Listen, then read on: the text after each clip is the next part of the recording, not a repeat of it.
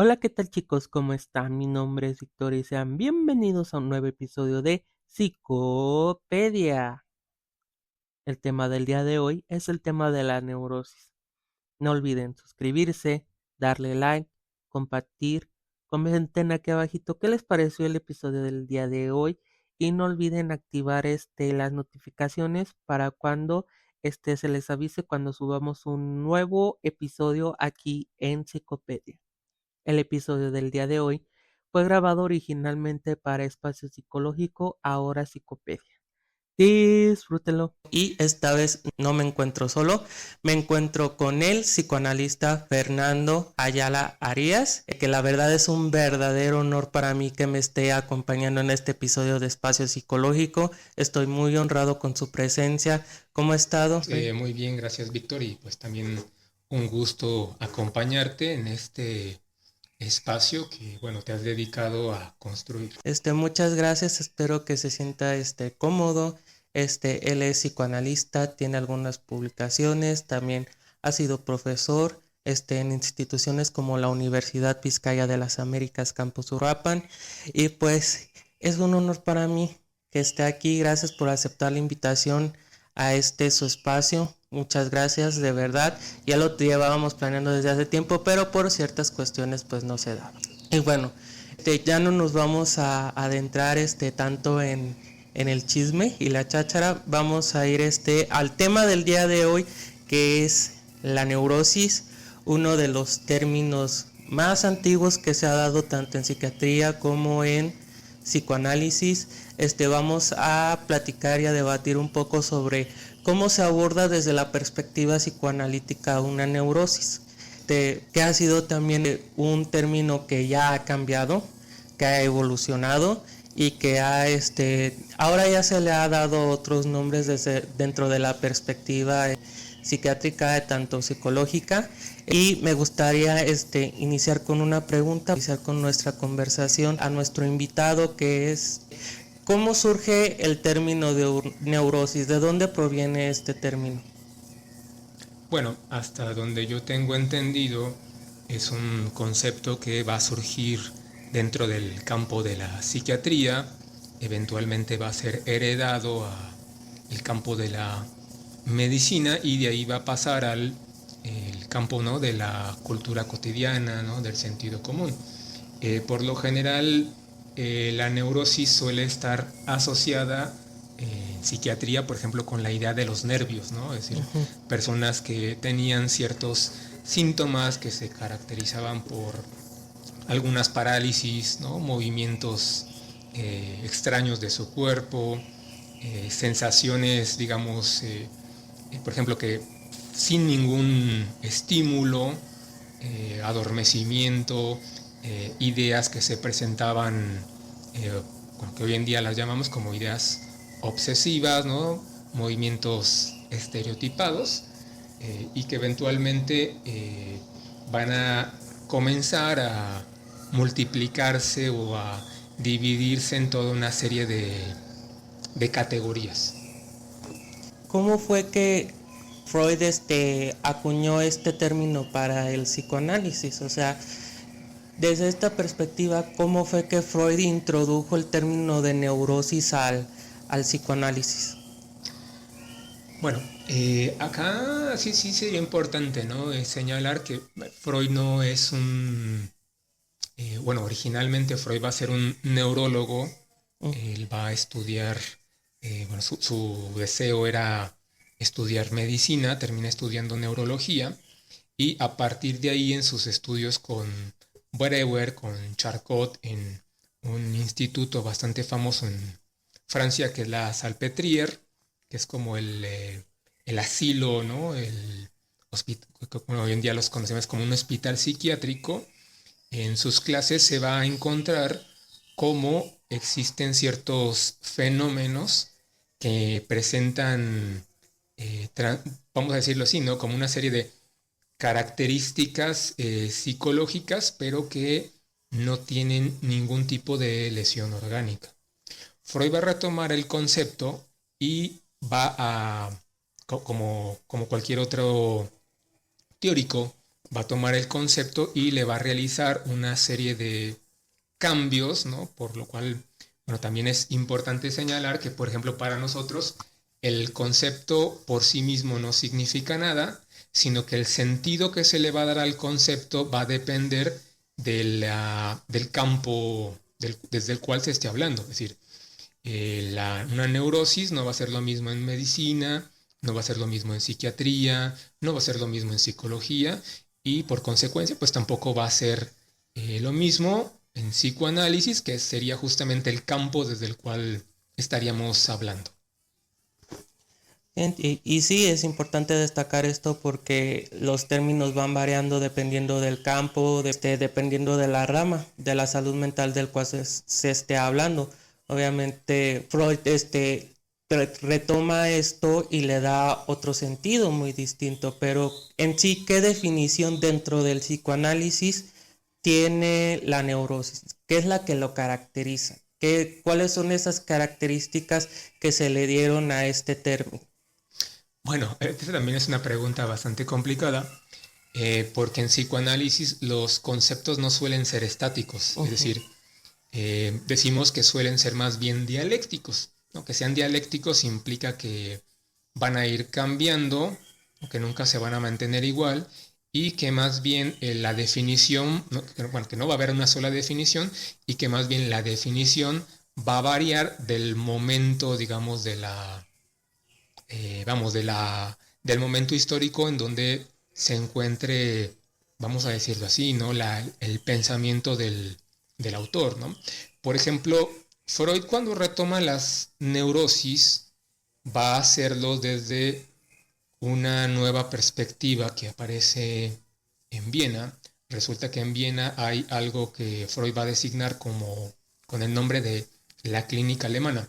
La clínica alemana lo que busca es, o trabaja más bien con un modelo que, bueno, otro historiador de las enfermedades mentales que se llama Michel Foucault, es un francés, nos va a decir que este modelo trabaja con el jardín de las especies.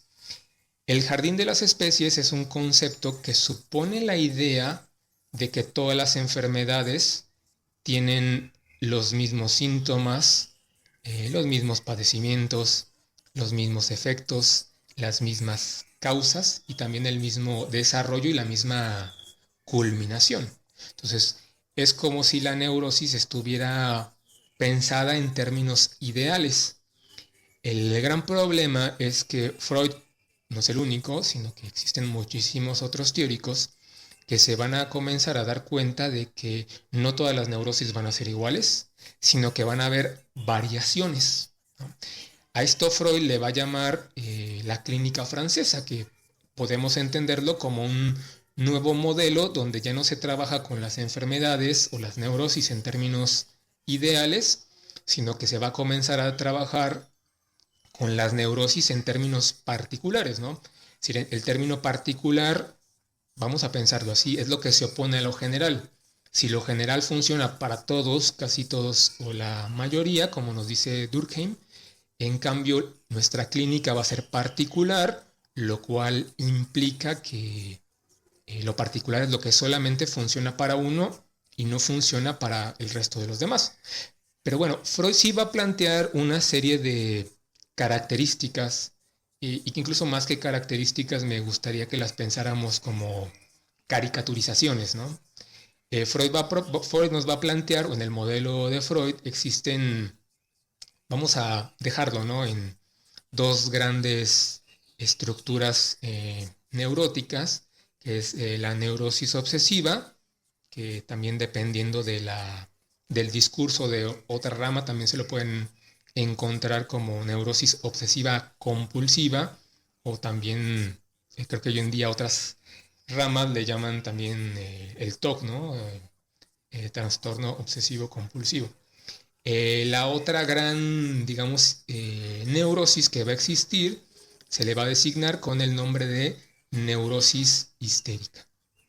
¿En qué consistiría una neurosis histérica? Bueno, vamos a decirlo así, ¿no? Freud lo que intenta hacer es bueno, Freud va a ser un gran estudioso, un gran lector.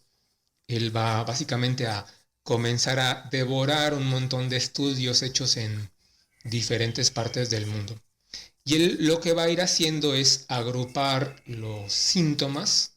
En el caso, por ejemplo, de las obsesiones, Freud se va a dar cuenta que la característica principal va a ser un conflicto psíquico que tendría, digamos, como principal característica, ¿no? Caricaturización, la aparición de pensamientos o de ideas obsesivas, ¿no? O también la de acciones para de alguna forma hacer que la idea deje de funcionar, ¿no? También caricaturizando un poco, podremos pensar en esta idea de el obsesivo compulsivo, ¿no? Por excelencia, es un ejemplo únicamente, tiene la idea de que tiene las manos sucias, ¿no?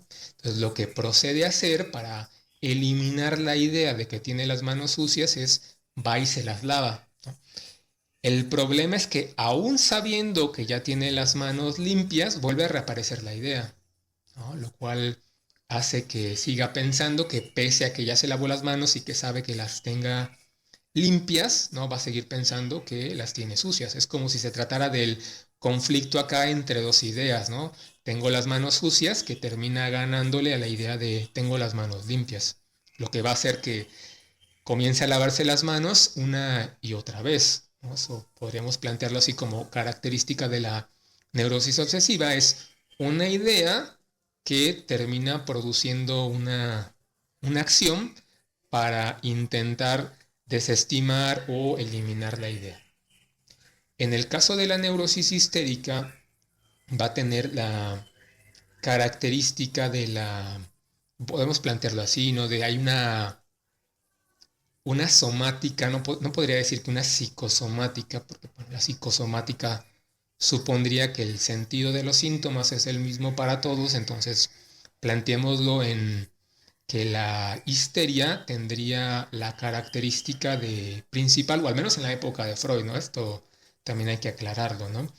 De que la histeria tendría como característica la encarnación o la elección del síntoma en algún lugar del cuerpo, ¿no? Estos síntomas, según Freud, pueden ser muy diversos, pero básicamente van desde perder la movilidad de alguna parte del cuerpo, ¿no? Ya sea que el cuerpo se ponga, una parte del cuerpo en concreto se ponga como muy blanda, en algunos otros casos se va a poner rígida, dolores de cabeza, dolores de estómago, eh, pero también es importante señalar, ¿no? Hay casos de histeria donde Freud también encuentra que la presencia de fenómenos alucinatorios como son, eh, hay un caso, por ejemplo, en concreto en donde resulta que una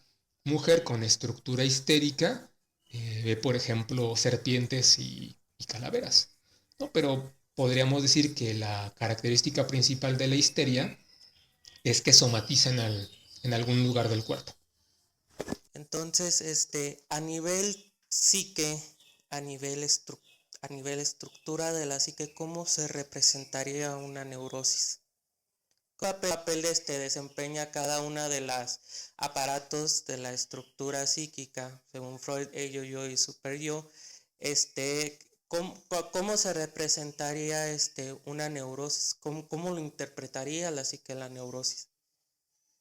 Bueno, lo que pasa es que, bueno, estamos hablando entonces ya del segundo modelo, ¿no? En el segundo modelo, Freud lo que va a plantear es que las neurosis van a aparecer por un conflicto básicamente entre la instancia del yo, por un lado,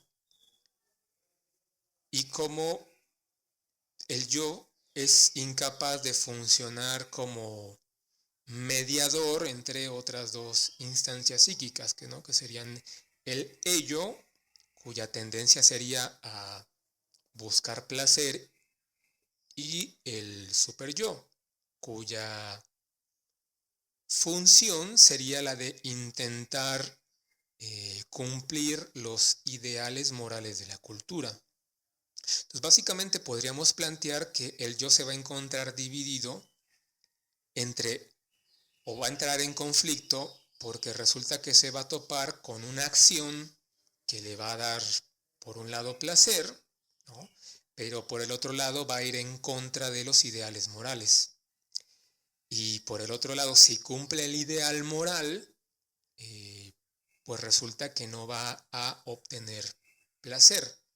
Acá también sería importante señalar que este conflicto, que también podríamos caracterizarlo entre placer y displacer, tiene un, vamos a decirlo así, ¿no? También todo un componente energético, pero sobre todo me interesaría que quedara clara cuál es esta diferencia entre el placer y el displacer. Freud nos va a decir que hay un representante psíquico, hay cierta energía psíquica a la cual le va a llamar la pulsión. Resulta que esta pulsión se va a ir incrementando, lo que va a producir displacer. La idea es que entre más se incremente la pulsión, más displacer va a haber. Por otro lado, el cuerpo va a realizar una serie de acciones para intentar encontrar la satisfacción, es decir, descargar la pulsión, descargar toda esta energía psíquica, y a la descarga de esta energía psíquica, Freud le va a designar con el nombre de placer. Lo planteo también porque muchas veces a Freud se le acusa, ¿no?, de ser pansexualista, pero bueno, va a haber una conferencia en donde Freud va a señalar que la sexualidad en psicoanálisis no es la sexualidad que se entiende desde el sentido común, ¿no? Es decir, desde el sentido común se suele pensar que la sexualidad, bueno, Freud siempre muy propio dice que es el comercio o el intercambio sexual entre los genitales masculinos y femeninos, ¿no? Sin embargo, para el psicoanálisis, la sexualidad tendría que ver más bien con el aumento de una energía psíquica que produce displacer y con la búsqueda de su disminución, es decir, nos ponemos a hacer cosas para disminuir este displacer. El ejemplo que les ponía hace rato, ¿no? El obsesivo tiene la idea de que tiene las manos sucias, ¿no? La idea le va a causar displacer. Entonces tiene que realizar una acción, ¿no?, para intentar disminuir el displacer o la pulsión, que sería justamente la de lavarse las manos, ¿no? El problema justamente con la neurosis es que se va a encontrar dando vueltas, ¿no?, como en círculo entre placer y displacer, con lo cual también es importante señalar que para el psicoanálisis la única forma de encontrar, al menos en la segunda tópica, la única forma de encontrar o de llevar la pulsión a un grado cero, porque la pulsión siempre va a estar moviéndose entre placer y displacer, sería con lo que eventualmente va a llamar Freud la pulsión de muerte, cuya intención es poner la pulsión en un estado grado cero, le va a decir que ya no se sienta placer ni displacer. Entonces aquí nos estaríamos encontrando entre una disyuntiva entre lo que yo quiero hacer, pero lo que la sociedad no me dejaría hacer. Es decir, por ejemplo, en el caso de los niños, cuando, bueno, dices, bueno, yo quiero ser jugador de fútbol, y el papá dice, no, no quiero que seas jugador, de fútbol. Entonces ahí, estaremos creando una posible neurosis. Por este juego de poder que habría entre entre el yo, entre el ello, por querer llevar a cabo el deseo, pero el superior le va a decir, ¿sabes qué? Tú aquí no te metes, tú tienes que cumplir con lo que él te diga. Así nacería un posible neurótico. Sí, podríamos aceptar la idea de que sí. Incluso, por ejemplo, yo no trabajo tanto desde el modelo freudiano, sino que trabajo desde el modelo lacaniano. Y acá más bien la neurosis o el malestar se va a producir por lo que llamamos una división subjetiva, es decir, va a aparecer una división o una contradicción entre dos posiciones que para nosotros son lógicas. Y digo, ¿por qué lógicas? Porque se trataría de una imposibilidad por cumplir la demanda, es decir, por poder cumplir el ideal, por un lado. Eso querría decir que entonces se está haciendo o se están haciendo cosas que van en contra de ese ideal, ¿no? Por ejemplo, en nuestra cultura se nos dice que tenemos que ser, qué sé yo, buen hijo, ¿no? Entonces a lo mejor ser buen hijo implica cumplir o darle ciertas satisfacciones, por ejemplo, a un padre o una madre, ¿no? Entonces eso implica que si a lo mejor un padre le exige a su hijo estudiar, qué sé yo, leyes, estudiar arquitectura, porque el papá supone que ahí el hijo va a resolver sus problemas, va a encontrar dinero y no le va a hacer falta nada, pero resulta que el hijo quiere a lo mejor estudiar otra cosa que no tiene nada que ver con estas profesiones, a lo mejor quiere ser jardinero, quiere ser apicultor, ¿no? Dedicarse a la crianza de las aves, abejas o alguna otra profesión. Entonces el hijo siente que está decepcionando al padre, es decir, que no le está cumpliendo. Y básicamente podríamos plantear que la neurosis sería un conflicto donde la demanda lo que exige es o le cumples, te ponen como una disyuntiva, en donde o le cumples el ideal al otro, y eso implica sacrificar tu propio deseo, sacrificar lo que quieres hacer, o haces lo que tú quieres hacer, pero terminas decepcionando, no cumpliendo el ideal del otro, ¿no? Es decir, suponemos que terminamos decepcionando a los demás, aunque acá también lo interesante sería que esta demanda para nosotros los lacanianos es inconsciente, y eso implica que la demanda es una exigencia que nadie pide, es decir, no es algo que nos pidan, pero nosotros como buenos neuróticos nos imaginamos que nos están haciendo un pedido.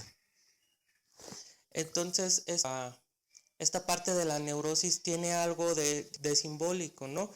Porque la realidad de las cosas es que en realidad no hay una ley que diga tengo que hacerlo, tengo que hacer esto a fuerza, sino que es más bien una representación simbólica de cumplir con el deseo de la otra persona. Realmente es renunciar a lo que tú quieres por complacer a otras personas. Y eso debe ser una situación muy difícil, y por eso creo que es importante siempre escuchar a nuestra voz primero antes de ceder en algo. Pero qué interesante que lo plantee así, porque ¿qué papel tendría, por ejemplo, la infancia en el papel de la neurosis? Porque en esa etapa es cuando nosotros más estamos como que buscando esa aprobación, ¿cómo se llama?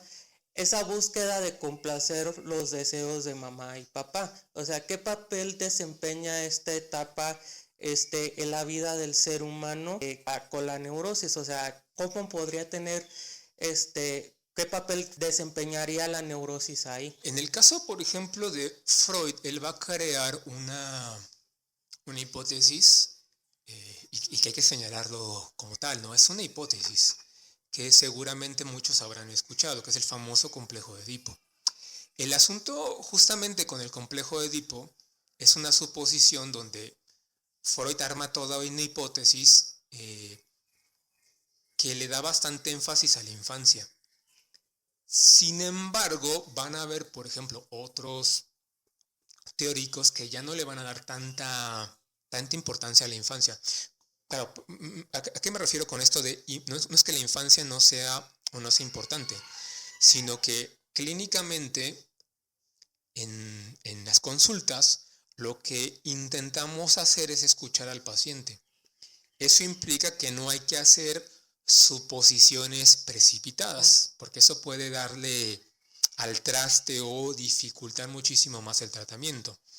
Eso implica que nosotros intentamos localizar en el discurso del paciente desde la propia creencia del paciente, cuál supone él que es la causa de sus conflictos, ¿no? ¿Cuál es la causa de su malestar? Habrá pacientes que sí localicen esta causa en la infancia, ¿no? Y habría que meterse a revisar. Habrá, por ejemplo, otros pacientes que lo localicen estricta y concretamente en el padre. Habrá otros pacientes que lo localicen, por ejemplo, en la madre, como la culpable del malestar. Habrá otros que lo localicen, por ejemplo, en la familia. A este lugar en donde el paciente localiza el malestar, nosotros le vamos a llamar, nosotros los lacanianos le vamos a llamar el gran otro y lo vamos a representar con una letra A mayúscula. El hecho de que sea una letra A implica que lo pensamos como si fuera una cuestión algebraica, ¿no? Se le llama el álgebra lacaniana. Entonces eso implica que esa A mayúscula es una variable que hay que intentar sustituir, pero sustituirla no desde mi propia creencia personal, sino desde la creencia del paciente. Pero sí, habrá que decir acá que, por ejemplo, en el caso de Freud, él supone que la neurosis ocurre al pasar por el complejo de Edipo. Es decir, que el complejo de Edipo funciona como una, vamos a decirlo así, como si fuera una especie de maquinita por la cual todos pasamos y que de alguna forma hay tres posibles soluciones del complejo de Edipo, ¿no? Tres posibles salidas al complejo de Edipo. La neurosis obsesiva, en el caso de que el niño, el varoncito, se haya identificado con papá y como ideal, mientras que se identifica a mamá como objeto de amor. En el caso de la niña, Freud supone que la salida sería la histeria. En el caso de que la niña identifique el ideal, no quiere ser como mamá, y en cambio localiza en el papá el objeto de amor. Y la tercera salida, que sería la de la psicosis, cuando el complejo de Edipo no, digamos, no se ha resuelto, bueno, decimos cuando no se ha resuelto bien. Esto implica que básicamente el complejo de Edipo lo que establece o lo que intenta, vamos a decirlo así, se le considera como un transmisor de las normas, de las reglas morales, básicamente. Y qué curioso que lo diga, porque acá en psicología este concepto de neurosis se descompuso en trastornos mentales, y creo que esa es la principal diferencia. O sea, del psicoanálisis no lo ve como tal, como una enfermedad con un nombre, sino con muchos posibles orígenes, y que cada origen depende total y completamente de la experiencia del individuo. Y eso es algo que es una diferencia muy importante, porque aquí lo señaló ya ahora en los trastornos ansiosos, trastornos depresivos. Dentro de los trastornos de ansiedad podemos encontrar el obsesivo compulsivo, el somatomorfo, entre trastorno de ataque de pánico, por ejemplo. Pero ¿cómo se relacionaría la ansiedad, por ejemplo, con la neurosis? O sea, porque ¿cuál sería esa relación que guardan esas dos? Bueno, hablando de una neurosis ya, perdón, de una ansiedad ya patológica, porque la ansiedad es algo que todo ser humano tiene, pero ¿cómo se convierte la ansiedad? ¿Cómo es desde la neurosis una ansiedad se vuelve algo patológico? Bueno, acá tocas un tema importante y bastante interesante.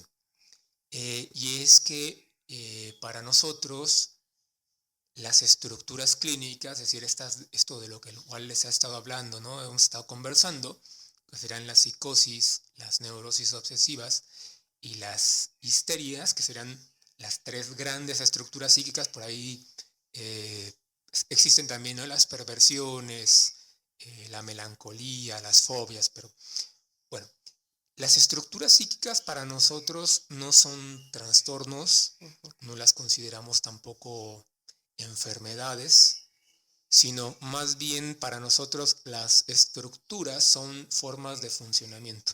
Es decir, serían lógicas formas de pensar, formas de sentir, formas de actuar.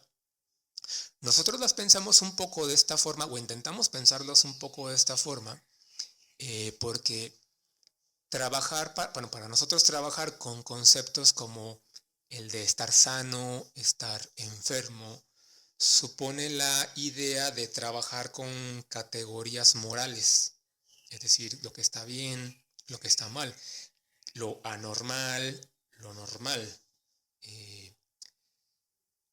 Para nosotros, por ejemplo, sí, una de las cosas que intentamos hacer dentro de la clínica es no, intentamos, y hago énfasis en esto, ¿no? Intentamos suspender categorías morales. Esto implica que de ninguna forma vamos a realizar juicios de valor. No le vamos a decir al paciente si lo que hizo estuvo bien, estuvo mal. No le vamos a recomendar, o solemos intentar no hacer recomendaciones sobre qué es mejor para él o para ella, ¿no? Porque pues, evidentemente el problema es que todo consejo se hace desde el yo, ¿no? Desde la propia experiencia. Cosa que, bueno, si yo no estoy en la situación del paciente, pues evidentemente el consejo que yo le voy a dar, pues no le va a servir, ¿no? Porque también un poco la idea es que la forma en como yo personalmente resuelvo mis problemas no tiene por qué ser la misma forma, o no tendría también por qué servirle al paciente. Entonces, más bien nosotros trabajamos en forma de preguntas. Es decir, que si el paciente realiza alguna acción, nosotros suponemos que hay una lógica debajo de todo eso. Voy a poner un ejemplo, ¿no?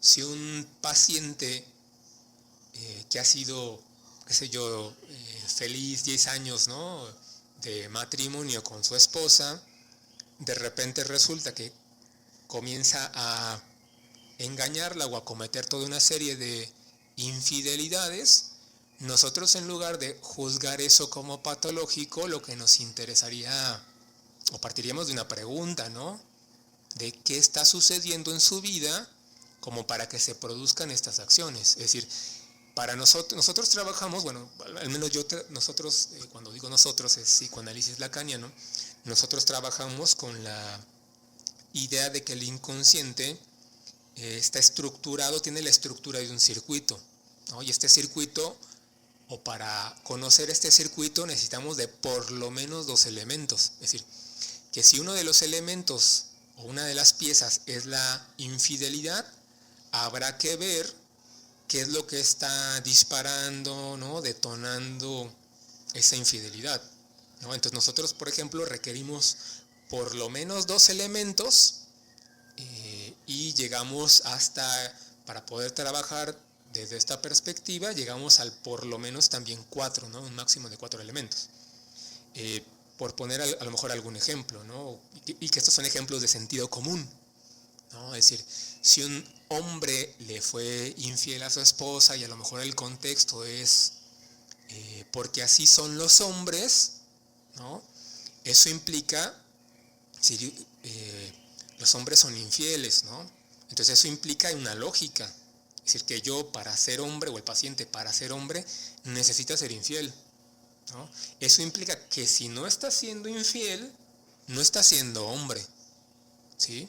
Es como si él tuviera cierta creencia, o el ser hombre tuviera cierto sentido, y el inconsciente le obliga a actuar este sentido, ¿no? Pero vuelvo a insistir, o sea, son cosas de las cuales uno no se da cuenta, ¿no? Uno se comienza a dar cuenta de estas relaciones hasta que comienza a venir a un tratamiento psicoanalítico. Entonces, un poquito la idea del tratamiento psicoanalítico es ir localizando estas relaciones, para luego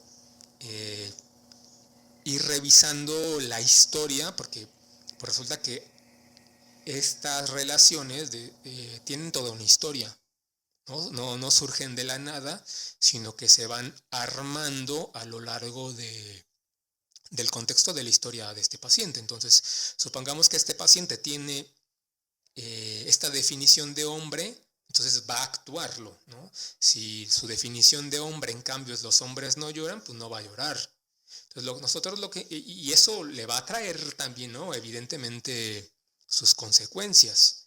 Entonces, para nosotros sería ir revisando el contexto en donde el paciente se fue formando, que es justamente a lo que nosotros le llamamos el otro. El otro para nosotros es una estructura, decimos, covariante. El inconsciente es una estructura covariante. Covariante implica que que se va armando de múltiples elementos y que estos elementos van a variar de un paciente a otro. Es decir, que la forma en como un paciente arma su definición de hombre no va a ser la misma que la de otro paciente. O sea, la forma del armado y el sentido nunca va a ser el mismo. Entonces, para nosotros más bien lo inconsciente tendría que ver con la repetición de esta estructura. Es decir, si yo creo que ser hombre es ser infiel, a lo mejor en otro caso es ser borracho, alcohólico, en otro caso va a ser el hombre no llora. La idea es que lo inconsciente nos obliga a actuar de esta forma, es decir, que lo inconsciente actuaría a costa de nuestra voluntad, ¿no? Queramos o no queramos. Entonces aquí también estamos viendo un papel y un factor muy importante de la estructura del superior, porque también a nivel social se nos está demandando cumplir con ciertas normas, cumplir con un molde, cumplir con un estereotipo. Y la verdad a veces es muy complicado porque ahí sí hay una neurosis bien cabrona, porque se supone que tú quieres ser de cierta manera, eres de cierta manera, y la sociedad te está demandando que seas de otra manera.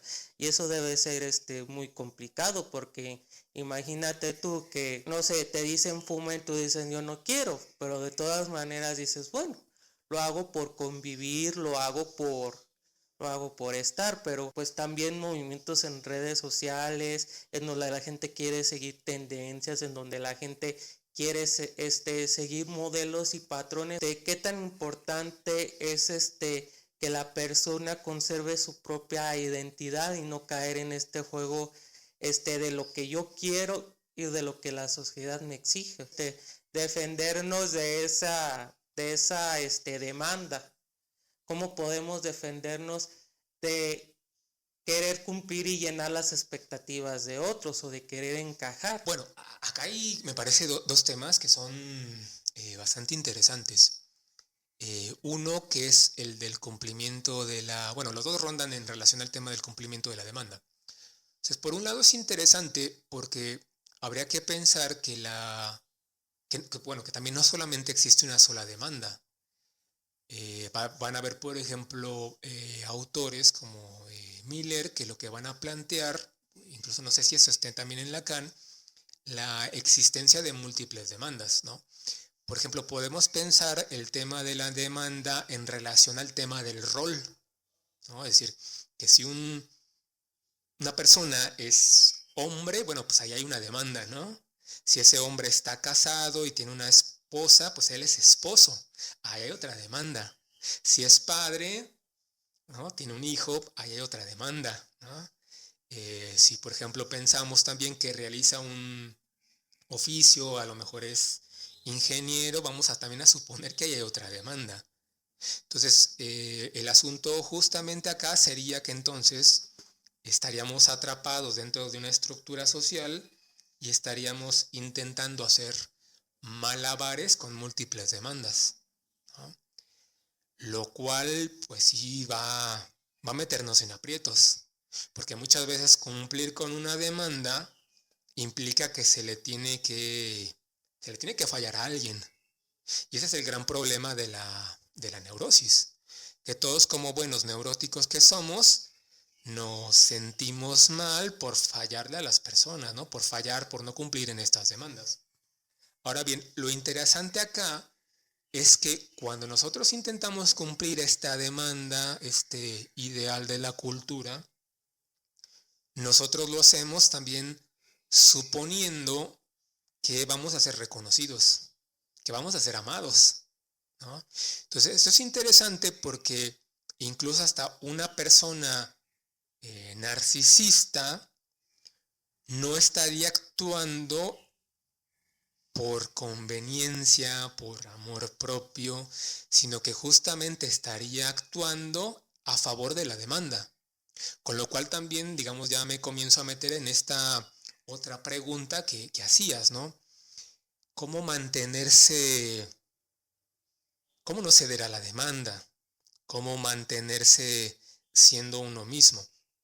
Verás, para nosotros en psicoanálisis, una de las más grandes demandas que existen en nuestra sociedad contemporánea, moderna, ¿no? Posmoderna, sería la suposición de que existe uno mismo, ¿no? La sociedad nos exige ser nosotros mismos, ¿no? Nos exige ser auténticos a nosotros mismos, nos exige autorrealizarnos, nos exige tener amor propio. Para nosotros en psicoanálisis esas son variaciones o serían formas de la demanda.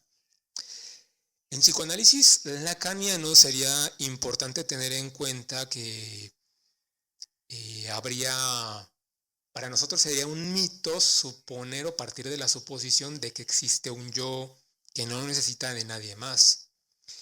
El yo o el sí mismo, nosotros trabajamos con la idea del sujeto, y para que haya sujeto, para que yo desee cosas, ese deseo se produce a partir de una demanda. Es decir, se produce a partir de una serie de pedidos que nos está haciendo la cultura. Qué sé yo, pongamos el ejemplo. Es decir, si yo vivo en un contexto social en donde tener dinero va a ser importante, pues la demanda me va a pedir, ¿no? Tener dinero. Entonces, muy probablemente esa demanda produzca el deseo en un sujeto de tener dinero, ¿no? A lo mejor en otro contexto social, la demanda no va a ser de tener dinero, sino a lo mejor de tener una carrera, ¿no? A lo mejor en un tercer contexto va a haber una relación entre tener dinero y una carrera, ¿no? A lo mejor en un cuarto contexto no tenga que ver con el dinero, no tenga que ver tampoco con el papelito, sino tenga que ver con la idea de la acumulación de conocimientos, ¿no?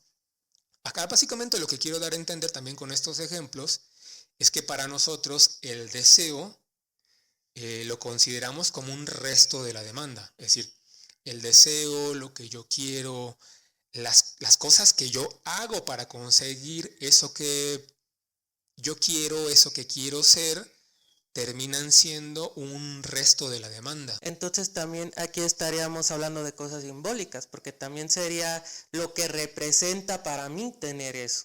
O sea, dependiendo de cada contexto, es lo que para mí significa tener una carrera, tener estatus, y realmente es algo bien complicado, que la psique del ser humano juega mucho con los simbolismos. Y entonces creo que ahí también entraría la neurosis de manera muy fuerte, o sea, porque para ti poder representar una cosa, el estatus y el poder, pero para otra persona es otra cosa muy distinta. Y dependiendo de cómo lo interprete tu psique es como va a jugar en cuestión de, podría ser algo así, ¿no? Sí, claro, para nosotros el inconsciente tiene una gran estructura simbólica.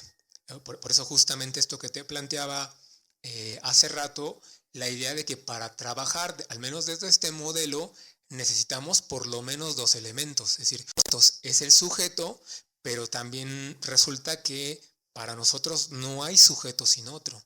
Es decir, que todo esto que el sujeto quiere, actúa, todo esto que el sujeto siente, los síntomas, no son propios, o dicho de otra forma, lo que creemos que es lo más propio, lo más individual, ¿no? Nuestra esencia no proviene de uno mismo, sino que provendría de esta estructura, la cual nosotros llamamos otro, ¿no? Con A mayúscula. Entonces resulta que nosotros nos demos o no nos demos cuenta, estamos dentro de esta estructura la cual llamamos otro, ¿no? Que sería esta estructura, que también hay que decirlo, ¿no? Es lógica la que nos movería a hacer cosas.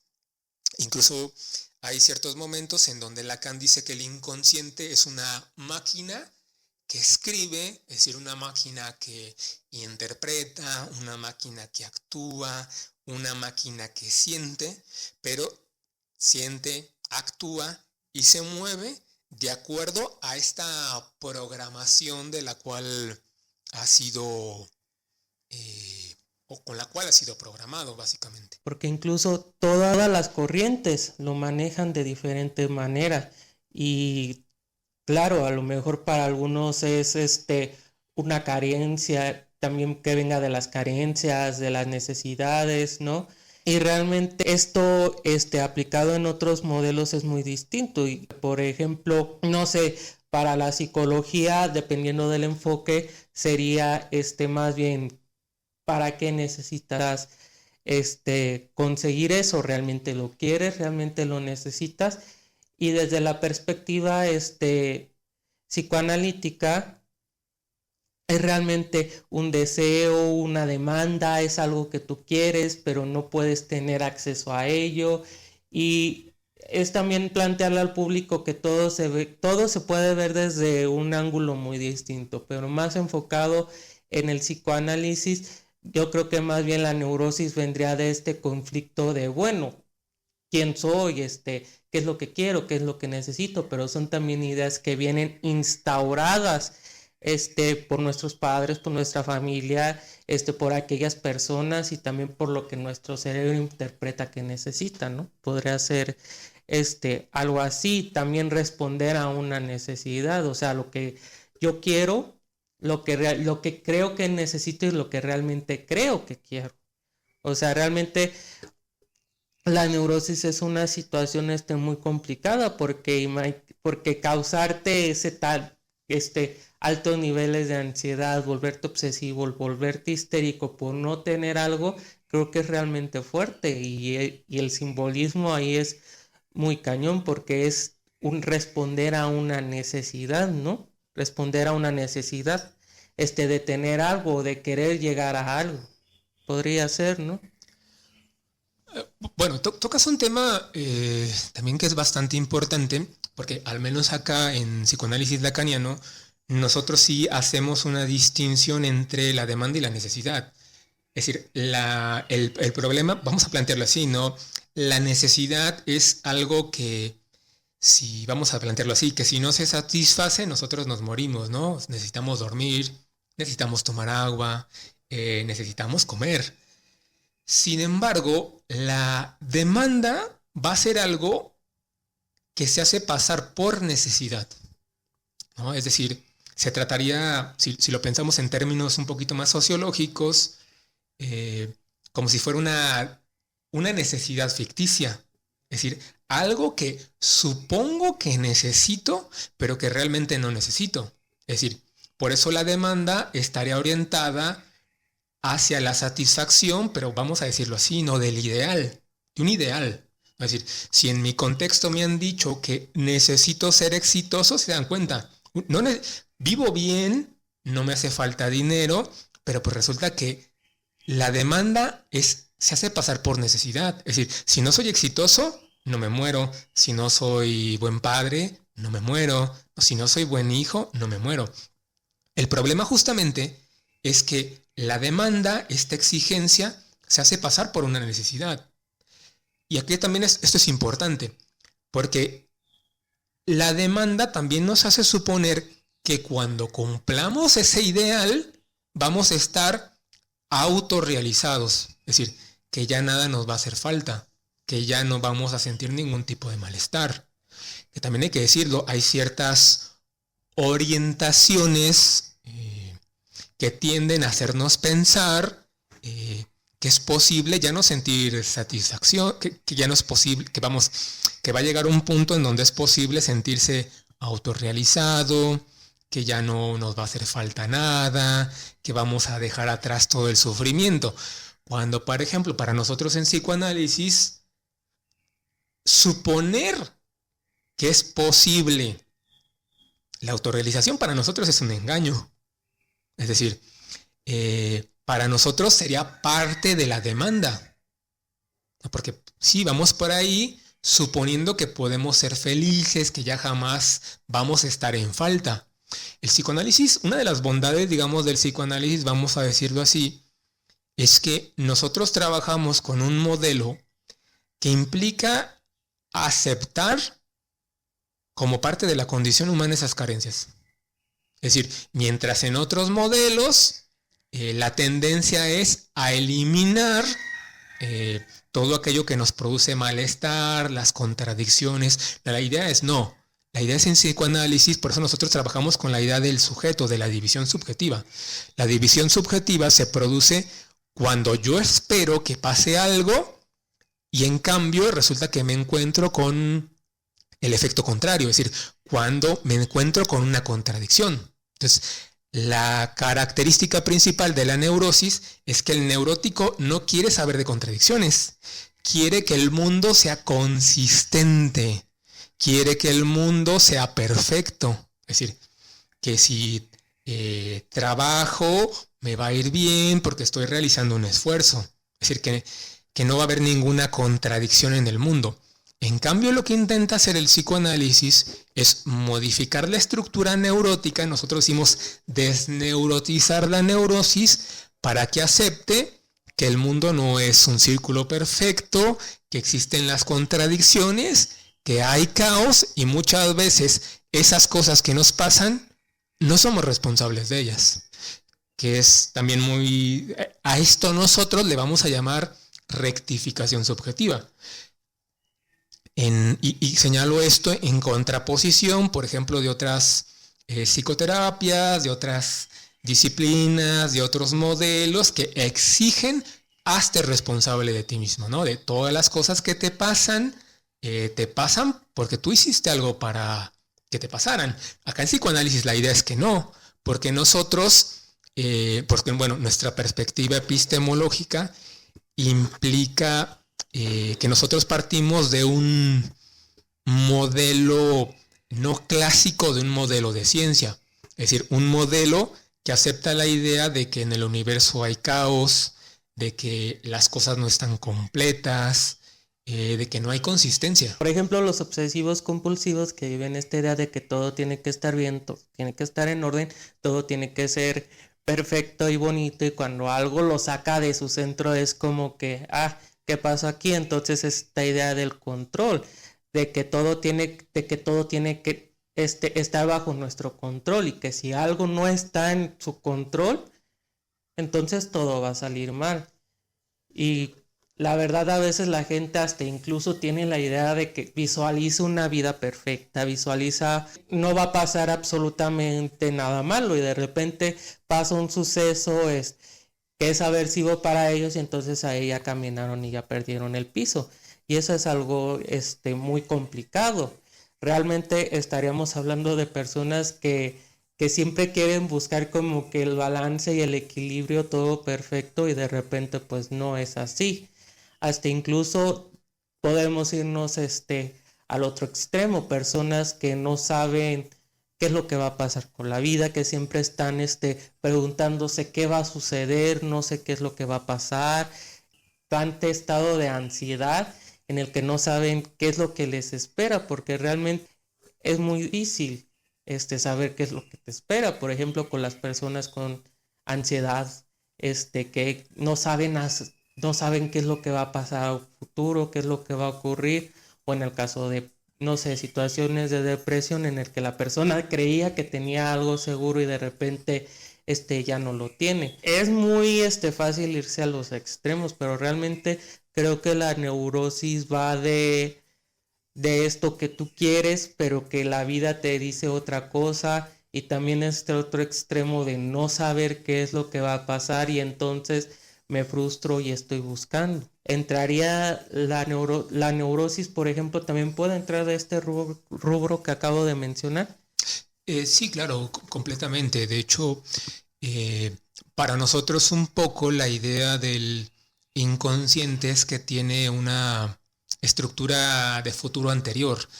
Que tenga una estructura de futuro anterior supone que es los efectos de un pasado que no ha podido ser reconocido y que entonces por lo tanto se trata de la repetición de la escena, ¿no? Es suponer que me va a pasar lo mismo que ya antes me pasó, que en muchos casos es una de las quejas del neurótico, ¿no? Del por qué siempre me pasa lo mismo. El problema justamente es que no siempre nos pasa lo mismo, pero el neurótico tiende a interpretar siempre las cosas de la misma forma, ¿no? Como que intenta cuadrar esta escena con las escenas posteriores, ¿no? Es en el caso, digamos, del pasado, ¿no? Que se hace presente. El otro elemento que tiene el inconsciente es que también se pudiera presentar como la idea de un destino, ¿no? Es decir, no importa lo que yo haga, siempre en el futuro, ¿no? Me adelanto, ya sé qué es lo que me va a pasar, que por lo general siempre suelen ser escenarios catastróficos, ¿no? Castigos. Por ejemplo, en este caso, nosotros trabajaríamos, o el psicoanálisis se encargaría justamente de trabajar con la idea de la certeza. Es decir, vamos a plantearlo así.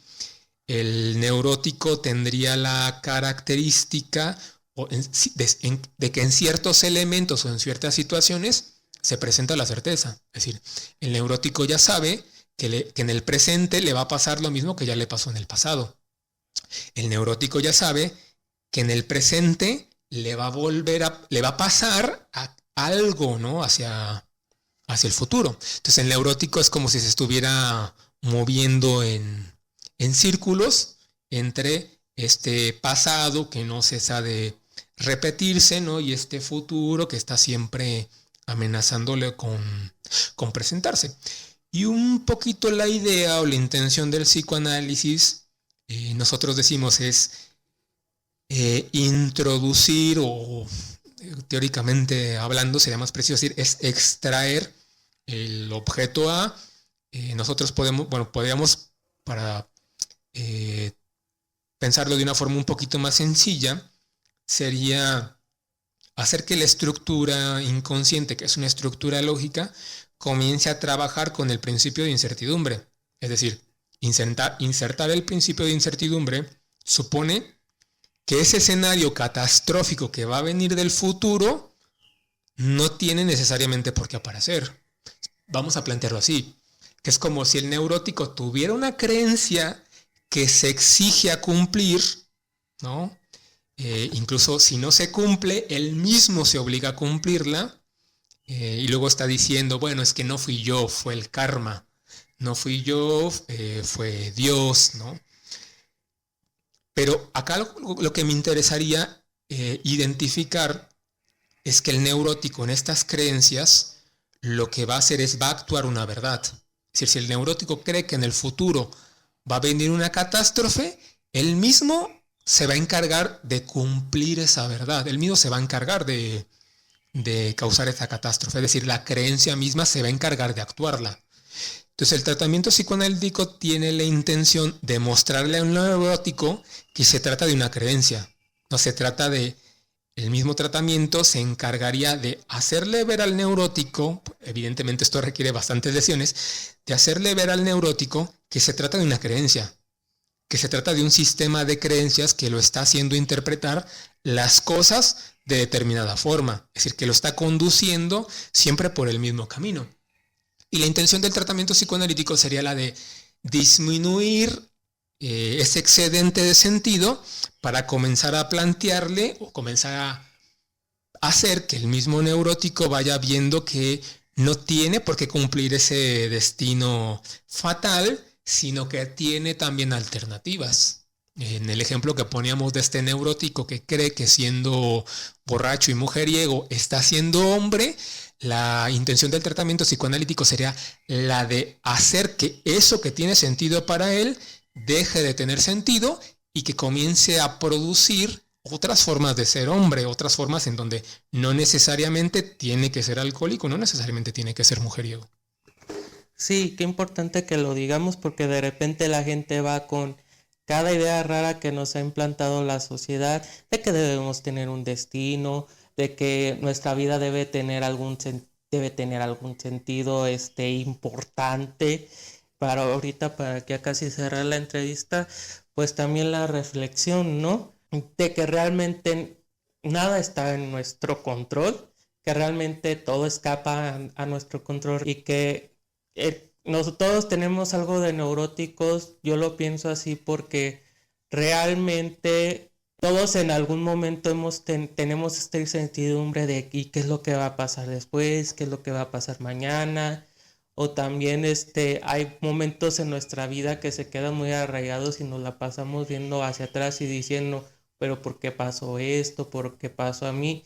Y realmente no, las cosas no pasan de esa manera. Y creo que la neurosis va de eso, de tener un control sobre algo, sobre que nuestra mente se plantea la idea de que nosotros debemos tener control sobre las cosas, cuando algunas cosas no tienen ni siquiera, o sea, hay cosas que escapan a nuestro control y realmente no podemos manejar a veces a veces las situaciones se presentan y punto. Y también importante que para mí yo reflexionar y luego me gustaría que usted también nos compartiera su reflexión sobre la neurosis. Esta idea de llenar ideales creo que pues está mal. Realmente hay que ver qué sí es nuestro y qué no es nuestro. O sea, de dónde vienen de quién vienen estas ideas, porque realmente pues la base de nuestra estructura a veces viene desde los padres de familia y creo que es importante también reconocer cuáles son nuestras verdaderas nuestros verdaderos deseos, realmente qué sí podemos hacer y qué no podemos hacer, ¿no? Sí, sobre todo esto que comentas me parece que es bastante importante, porque al menos para ejemplo, para nosotros en psicoanálisis, el tema del deseo es un concepto. Y el deseo implica que el neurótico acepte, se dé cuenta, como bien dices, de que no puede controlarlo todo, pero de que algo puede hacer. Es decir, que no va a encontrar la autorrealización, la satisfacción, las cosas no van a ocurrir, no van a ser, él no se va a convertir exactamente en eso que se imagina, ¿no? Es decir, que el ideal no se puede cumplir, pero que a final de cuentas algo, eh, algo se va a cumplir, es decir, algo va a encontrar, no va a ser exactamente lo que él quiere, lo que él desea, pero algo puede hacer con eso. Y sobre todo también una de las intenciones de este tipo de tratamientos es que el paciente venga, que narre su propia historia de vida también, ¿no? Su propia historia, para que se dé cuenta de cómo ese sujeto, de cómo es que todas estas cosas que él está haciendo han sido la forma en cómo fue subjetivado, ¿no? Es decir, que sepa también por qué quiere lo que quiere y por qué le causa también tanto malestar no tenerlo. Justamente para que se vaya, vamos a plantearlo así también, ¿no? Para que se vaya, al irse narrando, al irse diciendo, al ir diciendo todo esto que él es, al ir narrando la historia de cómo es que ha sido subjetivado, también le permite irse construyendo de alguna otra forma. Es decir, le permite, nosotros decimos de alguna forma, irse liberando de alguna manera de esta expectativa, de este ideal que es imposible de cumplir, pero que de alguna forma también este ideal le ha marcado cierto camino, que es el cual nosotros le llamamos el deseo, que eso implica dirigirse por esa senda, aún sabiendo que las cosas podrían no pasar, no ocurrir como él se ha imaginado. De hecho, decimos que el deseo implica saber, ¿no? Aceptar que algo se está perdiendo, ¿no? Que algo de esa demanda se cumple, pero no se cumple de forma completa. Sí, claro, y también era como decían en la universidad, que las palabras construyen realidades y que realmente nosotros, nuestras motivaciones y todo va en enfocada y va encaminada a una realidad que se nos creó, que se nos contó, que se nos dijo que tenía que ser de determinada manera, y justamente tenemos que identificar cómo es que funciona esta realidad, porque muchas veces preguntamos el origen de las cosas, pero realmente no sabemos de dónde provienen o quién nos las está diciendo, cuál es el verdadero discurso detrás de eso, porque a veces hasta incluso puede haber una confusión entre te dije esto, pero tú lo interpretaste de esta manera. Y realmente creo que sí es importante que la gente sepa de dónde viene y de dónde proviene el origen de todo. Y creo que eso es algo que busca la psicología y que sobre todo busca el psicoanálisis. También los seres humanos somos un poco existencialistas y siempre estamos tratando como que de abstraer y de buscar el sentido de nuestra propia realidad, o sea, de qué es lo que tiene sentido para nosotros, qué es lo que nos mueve.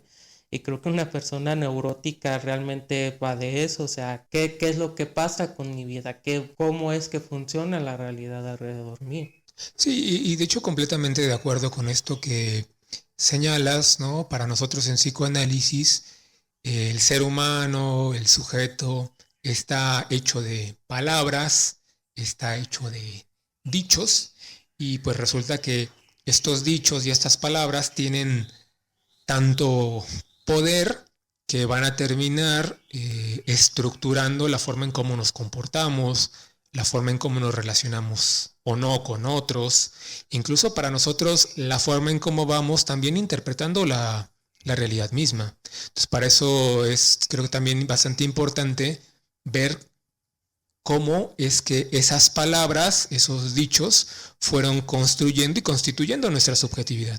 Ya estamos casi a punto de cerrar. Y sí es importante, o sea, y la verdad es que pues el psicoanálisis nos ha aportado mucho a ver cómo fue una primera estructura de la mente y cómo se formula, y que realmente pareciese sencillo decir que solo funciona a través de lo que pasa entre el ego, yo y superior, pero en realidad son muchas cosas las que pasan alrededor, o sea, nuestro mundo interno se construye a través de nuestro exterior, y eso es bien complicado, pero tampoco es como escalar el Everest, no es tampoco tan difícil de comprender. Sin embargo, pues hay cosas que nos funcionan y que ya no nos funcionan, y de repente llegamos a la conclusión de que por qué esto no me está funcionando, qué es lo que está pasando, y nos llenamos sobre todo de miedos, de dudas, de decir qué es lo que va a pasar, qué es lo que voy a hacer. Y realmente creo que para eso está las diferentes tipos de terapias, para que te ayuden a aterrizar en ese sentido. Y creo que esa es mi pequeña aportación. No sé qué mensaje nos quiere dar para cerrar la entrevista. Sí, bueno, por mi parte, pues nada más, primero que nada, ¿no? Agradecerte por el espacio, ¿no? Por la oportunidad también, ¿no? De permitirme hablar, ¿no? De este tema que tanto me apasiona, que es el de el psicoanálisis, y esperemos que en alguna otra ocasión podamos estar, ¿no? Por acá. Y bueno, finalmente para las personas que nos escuchan, pues agradecerles, ¿no? Por el haberse tomado el tiempo, y sobre todo la recomendación, ¿no? De si en algún momento se sientan mal, yo sé que lo ideal, ¿no? Sería que buscaran tratamiento profesional, pero bueno, si no tienen la oportunidad, si tienen todavía algo de temor, al menos acérquense a alguien de su confianza, algún amigo, algún familiar que pueda escucharlos, porque yo creo que a final de cuentas, como les decía, el psicoanálisis partimos de la idea de que estamos hechos de palabras, que si bien es cierto que a lo mejor alguien que los escuche no va a intervenir como lo haría un psicoanalista, un psicólogo, un psicoterapeuta, bien es cierto que por medio de la palabra Freud también nos deja bien claro que podemos encontrar cierto alivio, cierta descarga. Entonces puede ser que en ese hablar, ¿no? También a lo mejor no se soluciona el problema, pero por lo menos sí encontramos un momento que nos permita sentirnos un poco mejor. Bueno, Y por nuestra parte eso sería todo. Muchísimas gracias, de verdad le agradezco infinitamente que haya aceptado estar con nosotros y tenga por seguro que pues vamos a hablar de más temas con usted aquí. Le agradezco mucho, muchas gracias. Y esto ha sido todo por el día de hoy. Nos vemos en otro episodio de Psicopedia. Recuerden suscribirse, darle like, compartir, comenten aquí abajito qué les pareció el episodio del día de hoy. Estén pendientes de los nuevos episodios que tenemos para ustedes en Psicopedia. Recuerden seguirnos en todas nuestras redes sociales como Psicopedia. Hasta la próxima.